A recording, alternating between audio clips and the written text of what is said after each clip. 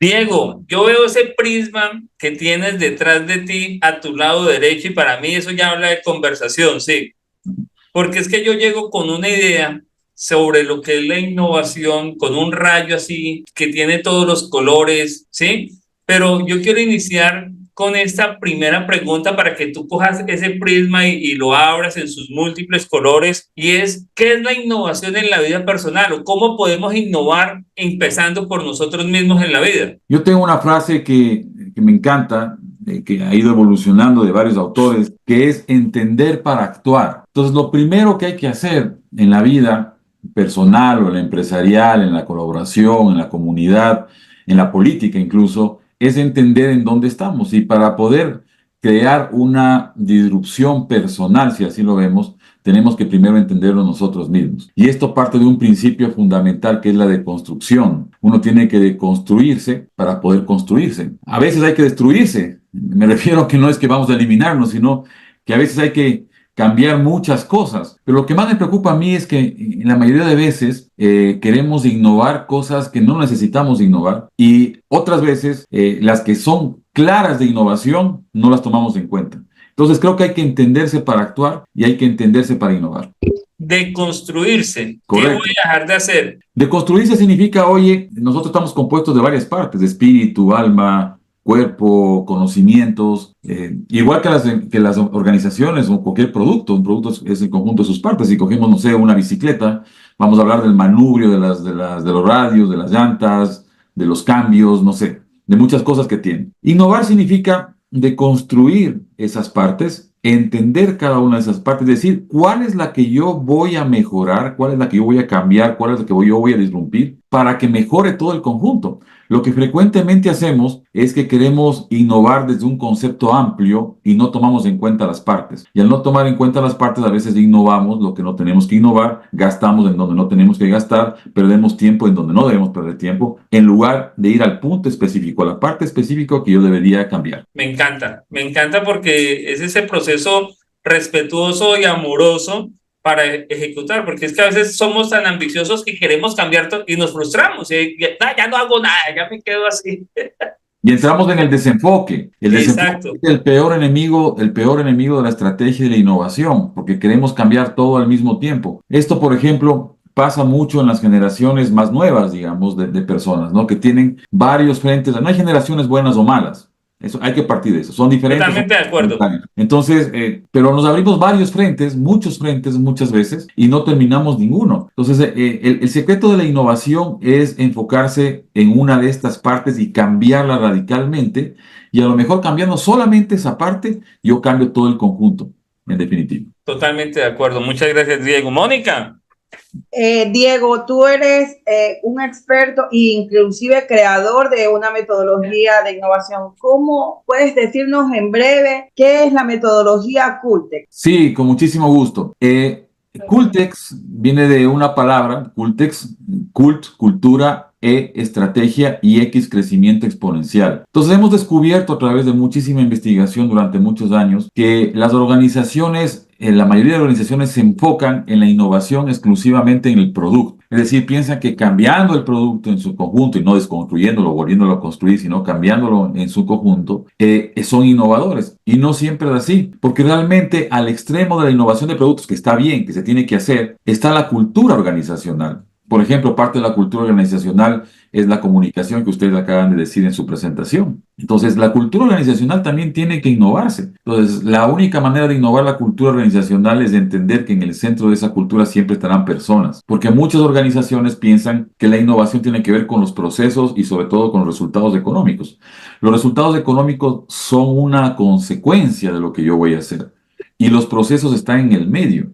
Son importantes, pero lo más importante es la persona. Si yo no entiendo quién va a ser el usuario, si no entiendo a mi colaborador, si no entiendo a ese cliente al que yo voy a servir, que es parte de la cultura organizacional, va a ser muy difícil. Y para poder resumir un poco el modelo Cultex, la cultura tiene que ver con el liderazgo, tiene que ver con un propósito más allá de los beneficios económicos y sobre todo tiene que ver con la innovación, la adopción de tecnologías y la creatividad. Muchas veces hacemos que estos tres factores sean un programa, sean un área dentro de la organización, sean una iniciativa, pero realmente en el modelo Cultex nosotros lo consideramos como parte del ADN empresarial. Es decir, no hago nada si no es con innovación. Y ese en definitiva es el modelo Cultex. Luego, sobre esta mesa que viene siendo la cultura, se monta unas elecciones estratégicas que yo tengo que hacer a futuro.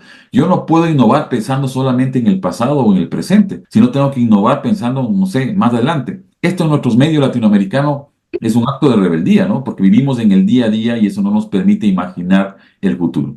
Y como consecuencia deberías crecer. Eso en resumen es el modelo Cultex. Tiene muchas cosas de por medio, pero lo más importante es esta cultura, la innovación de la cultura. Y eso es ser uno visionario, ¿no? Se puede hablar que Steve Jobs pues, llegó a ser un hombre de esos visionarios que alteró el momento actual, pero proyectó, ¿sí?, muchas de las cosas que mucha gente no veía en el momento. Cuando saca el aparatico ese donde cabía toda la música y fue a las disqueras y no compra los discos, los non-play, sino que compra las canciones y nadie veía eso. Entonces, pensar a futuro es lo que nos estás diciendo, Diego. Sí, yo creo que hay que marcar, porque a veces hay mucha gente, en esto hay un montón de escépticos, ¿no? Y esto es comprensible porque cuando uno dice, oye, tienes que pensar del presente al futuro, se ve como esto como un poco elevado, digamos, subliminal, cuando la función de un diseñador, no tanto de un asesor o de un consultor, sino de un diseñador. La función de un diseñador es justamente pensar en el futuro basado no en humo, sino basado en las tendencias que son clarísimas. Lo que pasa es que no nos gusta investigar, no nos gusta conocer, nos quedamos con la superficialidad de la posverdad, ¿no? Eso que nos muestra las redes sociales todo el tiempo, que cuando se dice mucho una cosa parece que es verdad y no es verdad, hay que investigar en la profundidad. Y entonces esto del visionario significa clavar unas estacas como en un campo de fútbol y marcar la cancha, digamos así. Entonces yo no voy a saber completamente qué tecnología, por ejemplo, de inteligencia artificial va a existir de aquí a 10 años. Esto va evolucionando a una velocidad que ni siquiera conocemos nosotros. No sabemos qué tecnología, pero sí sé que voy a utilizar tecnologías. Entonces es marcar la cancha. Sé que la tendencia es tecnológica. Por lo tanto, yo tengo que ir clavando estas estacas, estos hitos en la cancha para ir marcando mi mapa de diseño.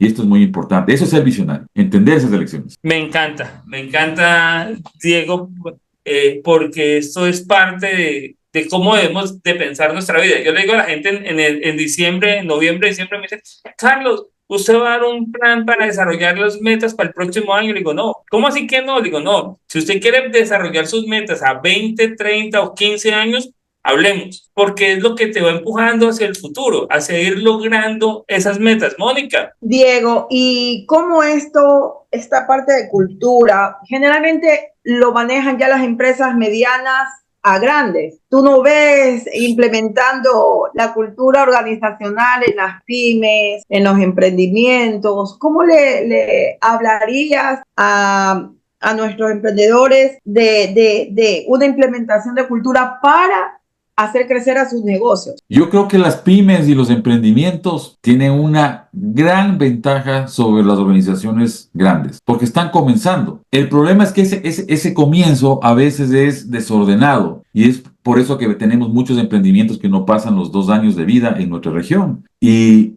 yo siempre les digo, porque trabajo con muchos emprendedores y con microempresas, y les digo, ustedes tienen una gran oportunidad desde el inicio, conforme van haciendo su operación, porque al principio la operación es ordenada, es valiente, tiene una dosis de mucha incertidumbre, como todo en la vida, pero yo creo que lo que se tiene que generar desde el principio es justamente esa línea de liderazgo. Hay que tener un propósito, el emprendedor debe tener un propósito clarísimo, más allá de los beneficios económicos, y debe saber que hay herramientas que ahora están a disposición de todos, y que somos la mayoría gratis, que me pueden ayudar a innovar. Pero lo más importante es entender qué quiero hacer, eso es lo más básico, tiene que ver con el core del negocio, cómo lo voy a hacer, es decir, cuál va a ser mi propuesta de valor, pero sobre todo el por qué le voy a hacer, por qué lo voy a hacer, cuál es la causa por la que pelear, cuál es la creencia profunda. Y solamente con estas 4 cosas estás marcando tu cultura organizacional.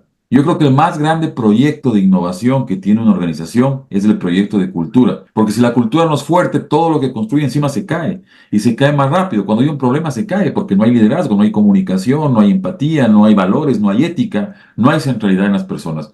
Entonces creo que no importa el tamaño de ninguna organización, no importa el tamaño, esto yo lo digo enfáticamente. Yo he visto organizaciones grandísimas que son muy agresivas y tienen poca cultura, y he visto organizaciones pequeñas que tienen una gran cultura que les permiten soportar cualquier tipo de embate del negocio. Es que esa cultura son esos cimientos. son esas bases que levantan. ¿Sí? La cultura, muchas personas la definen de muchas maneras y es qué se puede hacer, qué no se puede hacer. Pero más que qué se puede hacer y qué no se puede hacer, es ese ambiente comunicacional, de relación, de trabajo, de camaradería para avanzar. Decía mi hijo ayer caminando con él en la calle, papá, es que uno de los principios de la programación es que si funciona no se toca. Si el código funciona no se toca. Y muchas empresas hoy, grandes empresas, se han quedado ahí y se pierden la oportunidad de innovar. Entonces yo decía, bueno, mi hijo tiene 14 años, viene emocionado por aprender programación y ayer me enseñó eso, yo no lo sabía, esto me lo aprendí ayer caminando. Sí, el primer principio de los programadores es, si funciona, no se toca. Y muchas personas caen en ese error. Y lo que Diego nos dice es, el emprendedor tiene esa oportunidad, el empresario pequeño tiene esa oportunidad. Sí, yo lo que veo es a veces mucho desorden cuando comienzan los emprendimientos y es normal, creo que está presupuestado. Siempre hay una pasión metida en el medio, siempre hay un interés. El interés puede ser netamente económico, es decir, o sea, yo tengo que hacer un emprendimiento de supervivencia, está bien. Comenzaste así con un emprendimiento de supervivencia, pero después cómo lo vas escalando. Y lo que te dijo tu hijo es cierto, si está el código así, ¿por qué voy a cambiarlo, no? Está bien. La pregunta es si ese código va a servir de aquí a un mes, a 3 años, a un año, y eso es lo que a mí me preocupa. O sea, la preocupación más fuerte que tenemos cuando hacemos diseño de la estrategia o diseño de la innovación es que vemos pocas habilidades empresariales en pensar más hacia adelante. Y esto nos genera una brecha gigantesca con otros países. Olvídense de Estados Unidos, olvídense de Europa, con los mismos asiáticos. Los asiáticos están a una velocidad tremendamente fuerte y ahora algunos africanos que van a una velocidad pensando en todavía lo que no ha sucedido. Entonces a uno le dicen, oye, no tienes la varita mágica para atinar a lo que va a pasar en 5, 10 o 15 años, pues que hay tendencias, como lo pusieron en la pantalla, que son clarísimas que yo debo seguir. Por ejemplo, el cambio generacional, está clarísimo que hay una tendencia tremenda. El crecimiento de la inteligencia artificial es una tendencia que no tiene vuelta atrás. Todo lo que tiene que ver con el ecosistema y el medio ambiente está clarísimo, son tendencias muy claras porque son parte de los comportamientos de las personas. Entonces yo tengo que también un poquito más adelante, pensar un poco más adelante y decir, bueno, ¿qué es lo que va a suceder más adelante? Diego, me haces acordar de una historia que me contaron hace muchos años, no preguntes cuántos años, por favor, y es que a un hombre le preguntaban en una universidad de Estados Unidos, ¿dónde están los líderes? Y este hombre señalaba y le preguntaban, ¿pero dónde están los líderes? Y el anciano sabio era un anciano cherokee, volvía y señalaba, y la gente lo miraba en ese auditorio y no entendía. ¿Dónde están los líderes? Y él señalaba, no más, hacía así. Hasta que se cansó que le preguntaran y no entendían. Dice, los líderes siempre están adelante. Los líderes siempre van 3 pasos adelante, visionando qué viene. Y nosotros los tratamos de locos. Sí, claro, y si tú te atreves, ¿no es cierto?, a decir ahora, año 2024, una cosa como, por ejemplo, la inteligencia artificial, voy a decir cualquier cosa, pero la inteligencia artificial va a reemplazar a los pilotos de avión y no van a ser piloteados nunca más los aviones por pilotos de carne y hueso. Si lo decías hace 10 años, era una herejía. Es decir, esto, ¿no? Y te tachaban de loco, de lo que fuera. Pero ahora la realidad es que ya tenemos aviones, los aviones podrían volar sin pilotos, ¿no es cierto? Hay un tema legal ahí metido en el medio, pero ya podrían hacerlo. Entonces, los visionarios siempre tienen que tener, y es parte del concepto de creatividad también, porque la creatividad relacionada con las personas es parte de ese concepto.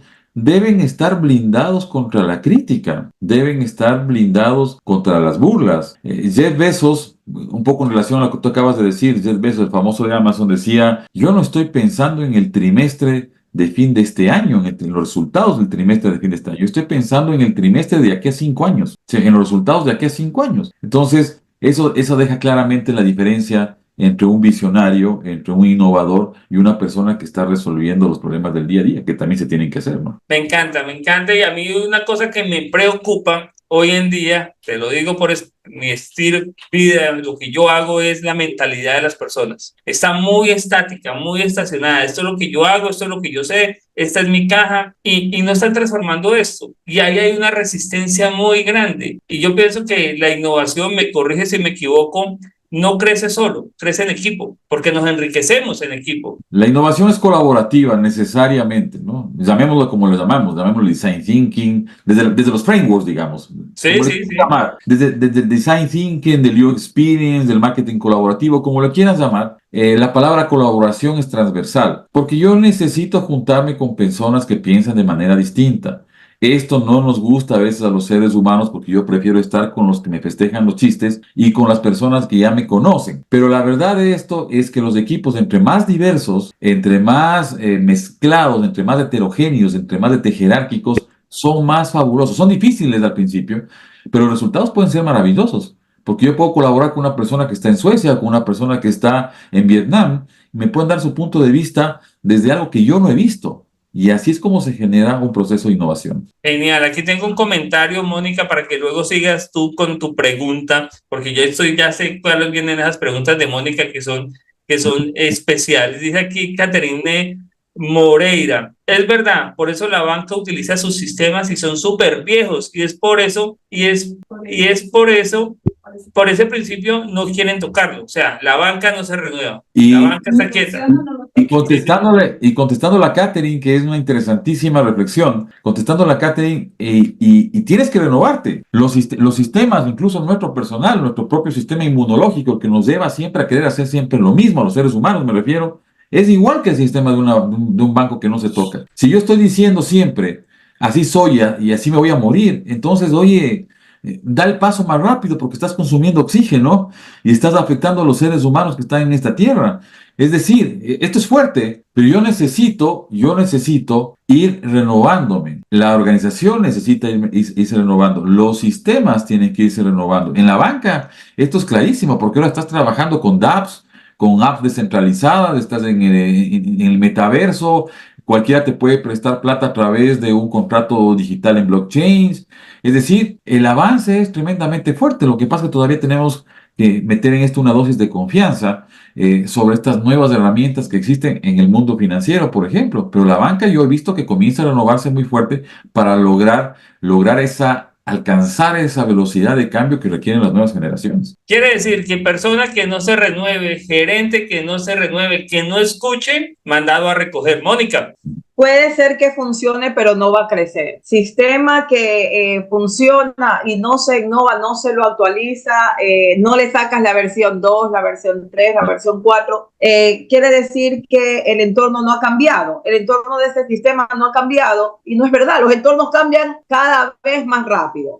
Sí, porque estamos comenzando a vivir la vida 3.0 y esto es interesante. Entonces, en ese contexto, efectivamente, bueno, la reflexión de un programador junior o alguien que quiere entrar al mundo de la tecnología, pues este es el más cambiante de todos los sectores. Y así funcione el software, pues hay que renovarlo y cambiarlo porque el entorno siempre va a cambiar. Sí, y justamente sobre eso le estaba diciendo que estamos entrando en los primeros pasos de una vida 3.0, porque Mónica mencionó el tema del software. Y el software es interesantísimo porque el software es de la vida 2.0, es decir, de la vida humana. La vida 1.0 es la vida de una bacteria, de un virus, ¿no? El virus es capaz de reproducirse, pero no es capaz de modificar su software ni su hardware. Los seres humanos somos capaces de modificar nuestro software. Si yo aprendo a jugar tenis, o ahora aprendo a jugar pádel, que está de moda, o aprendo y leo un libro nuevo, y aprendo sobre una nueva teoría que la puedo llevar a la práctica, estoy modificando mi software. Y esa es la vida 2.0, es decir, podemos modificar los seres humanos nuestro software y podemos reproducirnos. Pero la vida 3.0 que todavía no pasa, que todavía no ha sucedido, pero que está en camino de esto, es cómo las máquinas van a poder mejorar su software, cómo las máquinas van a poder mejorar su hardware, incluso y reproducir su hardware. Y ese es un espacio poco explorado que está ya comenzando a suceder y nosotros seguimos pensando en los inicios del cambio empresarial y seguimos pensando en las cosas más básicas del cambio empresarial cuando el mundo ya está a esa velocidad. Entonces eso nos tiene que hacer reflexionar a todos los líderes en el sentido de que qué tan rápido y qué tan bien estoy escalando mi negocio, mi vida y lo que tengo que hacer conforme a lo que está requiriendo todo el contexto que estamos viviendo. Transformación aquí, nuevos surcos neuronales, nuevas vías de comunicación, ¿sí? Hacer bypass a las vías que necesitamos hacer bypass, crear nuevos puentes en nuestra mentalidad para ver que este mundo va muy acelerado. Este mundo va muy rápido y a medida que han venido evolucionando los años va más veloz y el ser humano, no todos, ¿sí? Estamos muy lentos en muchas áreas, porque hay más áreas de la vida que estamos descuidando. Mónica. Diego, tú eres un hombre de educación. Estás a cargo, a la cabeza de una universidad, yo decía, disruptiva y con nuevas propuestas. ¿Cómo consideras que la educación nos puede sacar del nivel donde estamos? ¿Cómo podemos crecer con la innovación? Cuéntanos desde tu perspectiva. Yo creo que la educación es todo. Hay que entender el concepto de educación, ¿no? La educación no es solamente transmitir una serie de conocimientos que están en un libro, ¿sí? La educación tiene que ver con la transformación, me gusta esta palabra que pusiste en el chat, con la transformación global, íntegra, holística de las personas. Es decir, las personas no solamente somos un cúmulo de conocimientos, sino también somos un cúmulo de vivencias, de formación personal. Es decir, yo creo que hay que trabajar muchísimo en la educación y posiblemente estas son las cosas que en la región se tiene que acelerar y se tiene que transformar más, que es cómo hago yo o cómo convierto yo a personas en mejores personas. O sea, alguien me dijo por ahí, las personas no cambian, las personas son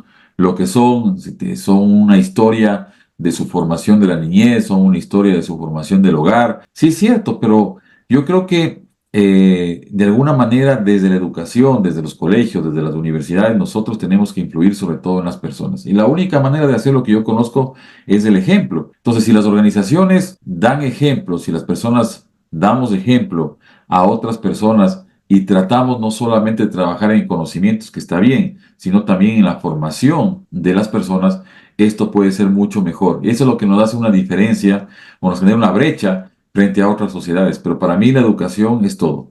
Todo mundo puede mejorar su situación desde la educación y desde la formación personal. Pasar de la teoría al ejemplo, pasar de lo bonito, de lo que dicen los libros, a sígame porque lo inspiro, a esa práctica que me dice, enséñame a hacerlo, como cuando estaba ese maestro que enseñaba en la carpintería a sus alumnos. Más es el martillo, el serrucho, se coge así, más no sientes y yo le explico. Es venga y hagámoslo juntos. Es la mejor manera. Me encanta. Mónica. Diego, y siguiendo tu propuesta de Culturex y de innovación, ¿cómo está innovando Diego en una universidad? ¿Cuál es tu propuesta diferenciadora en el mercado? O sea, la universidad, como todas las universidades, busca formar profesionales, pero sobre todo seres humanos excepcionales. Hay que partir desde ese punto, de esa propuesta de valor, digamos. Entonces, la Universidad de Hemisferios lo que hace es, sí, está metida en innovación, tiene buen currículum, tiene buenas carreras, tiene todo lo que podríamos decir que tienen todas las universidades. Pero sobre todo nos interesa la persona. Y yo creo que desde ahí está la innovación disruptiva, digamos, de la universidad, porque no solamente esperamos tener profesionales que impacten en la sociedad, sino también personas que transformen e innoven a otras personas. Es decir, que sean capaces, desde el ejemplo, como decía Carlos, de mejorar esto. Entonces hacemos todo lo posible para que esas personas estén bien, para que esas personas puedan triunfar en su vida personal, puedan triunfar en su vida familiar, sean exitosos no solamente en los negocios o siendo médicos o en la odontología o en la enfermería, sino sean capaces también de triunfar en la vida personal. Sin la vida personal no se puede triunfar, es muy difícil que hagan los otros, ¿no? Entonces tenemos seres humanos incompletos que son a lo mejor llenos de éxitos empresariales o llenos de éxitos profesionales, pero no necesariamente llenos de éxitos personales. Entonces la familia para nosotros es importantísima. Me encanta. Me encanta porque es parte de la base y los principios con los que vivo mi vida y trabajo mi vida en el tema de la productividad y liderazgo, y es tu vida personal debe oler a algo. ¿A qué huele? ¿A qué huele tu vida? Olemos a algo, olemos a amor, olemos a inspiración, olemos a qué hueles, a qué hueles. Ese olorcito, ese sabor que sigue. Diego, pero cuando ya llegan a la universidad ya están grandecitos como para formarles esas bases que se crean en la familia. pero yo creo en tu propuesta y entonces me pregunto, pero ¿cómo lo hace? Danos unos tips, ¿qué estás haciendo para que esa Danos formación, esos tres tips para esa, empezar. Lo voy a esa, dar. esa formación de un chico que ya viene 18, 20, 25 años, llegue y y la universidad con todos tus colaboradores, con toda la gente que está manejando, con el entorno, con la cultura, cómo lo puedes envolver para que realmente transforme a otras personas, porque transformarse a uno mismo ya es difícil.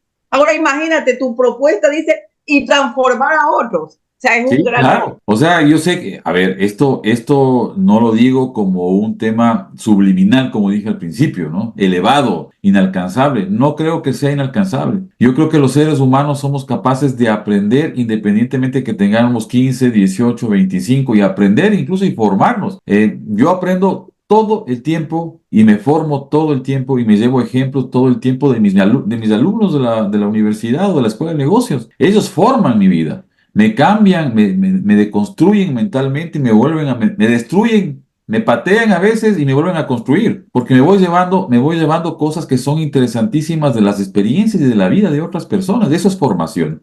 Entonces, la universidad específicamente lo que hace es tener un core curriculum muy fuerte, enfocado, por ejemplo, en la ética, enfocado en los valores, en el pensamiento crítico, enfocado en la antropología humana, enfocado en esas cosas. El core curriculum de la universidad es muy potente en eso y todas las carreras lo hacen. Es transversal. Entonces, un maestro sí puede influir en una persona a pesar de su historia, porque si nosotros dijéramos, oye, los primeros 7 años, yo sé que los psicólogos dicen esto, ¿no es cierto? Y los antropólogos también dicen los primeros 7 años de vida son fundamentales, los siguientes 10 son extremadamente importantes.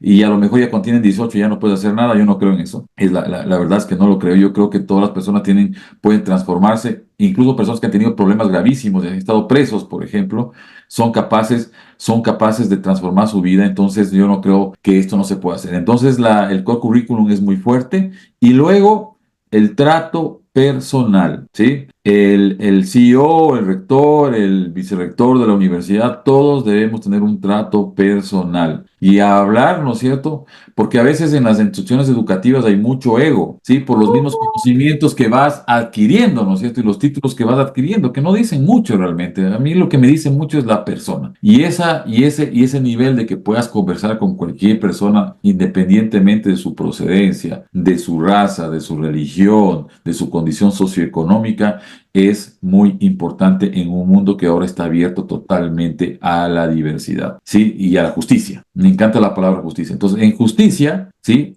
Nosotros tenemos la obligación como educadores de entregar todo sin quedarnos con nada. Y eso es lo que hace la universidad. Diego, danos, tú que eres instructor de ejecutivos de alto nivel, eres profesor principal de líder.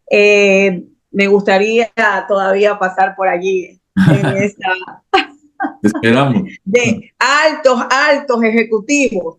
Por favor, déjanos 3 tips para nuestros emprendedores, gente de negocios que todavía no ha podido llegar al líder, pero que se está formando, y estar en el club de las 8 muy temprano el sábado quiere decir que hay gente que quiere hacerlo. Ha tenido un pedacito de líder, un pedacito de la Universidad de los Hemisferios hoy día con tu intervención. Mira, has tenido una alumna en el Sí, curso, lo estoy viendo. dice, la educación también debe transformarse y adaptarse y preparar con las tendencias. Mis respetos a la Universidad de los Hemisferios. Aquí has tenido una alumna así que muy chévere, muy interesante. Deben de estar haciendo algo realmente disruptivo como es tu perfil. Por favor, ya en el tema del cierre, siempre les pedimos a nuestros invitados, déjanos 3 tips, esos 3 tips de alta gerencia, de altos ejecutivos para nuestros grupos que se conectan en Natán. Unos tips que digan, solo se los dejé a los miembros del Club Pro. A Decimos en ver, solamente les voy a Colombia, dejar a los miembros del Club Pro, sí. decimos Solamente en los voy a dejar. Colombia 3 tips de alto turmequé. Sí, yo siempre digo 3 tips turbulentos y polémicos, porque tienen que ser así. Ese es mi estilo y tienen que ser así. Yo digo, hay una frase fundamental que viene desde el mundo del rock, al que también soy parte, y un gran vocalista de una de las más grandes bandas de la historia del rock decía, oye, debes buscar lo que quieres, no lo que puedes, sino lo que quieres. Y si te va bien, vas a alcanzar lo que necesitas, pero apuntando siempre a lo que quieres. A mí me parece esa, y yo creo que ese es uno de los tips más importantes de la alta gerencia. Yo siempre tengo que diseñar lo que quiero, no lo que puedo. Si en el camino va a haber problemas, perfecto, pero al menos alcanzo lo que necesito y a lo mejor lo que necesito es disruptivo. Es decir, yo no puedo limitarme porque a veces en las organizaciones dicen, bueno, no tengo dinero, no tengo posibilidades en el Ecuador, la economía, en el Ecuador, el presidente, en el Ecuador, todo.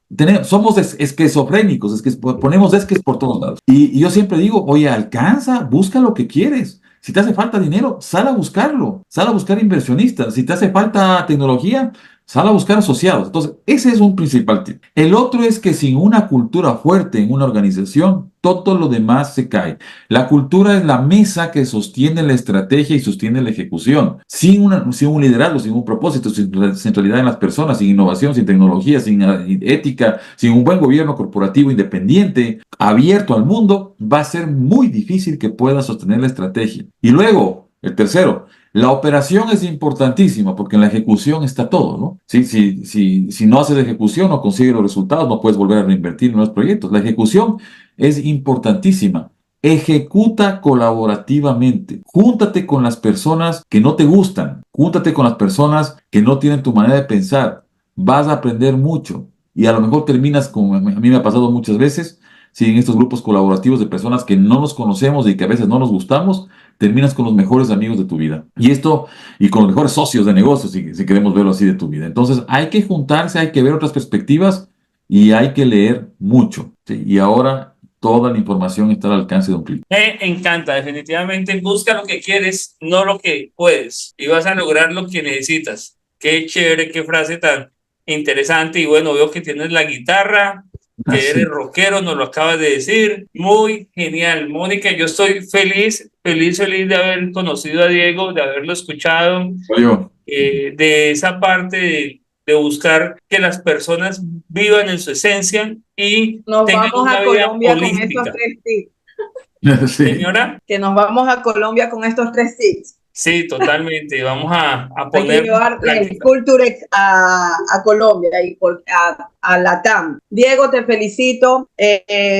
Estábamos muy emocionados de que puedas aceptar nuestra invitación. Sé que va a ser de mucha ayuda tus tips y pues despidiendo a nuestros miembros del club, invitándolos a que participen a otras personas de lo grande que estamos haciendo desde esta pequeña iniciativa que se va para la TAM. Recién empezamos en enero de este año con el propósito. Tenemos un propósito, como tú lo has indicado, no importa que sea pequeño, tiene que tener un propósito, el propósito de ser más productivos este 2024. Muchísimas gracias por aportar en ese propósito.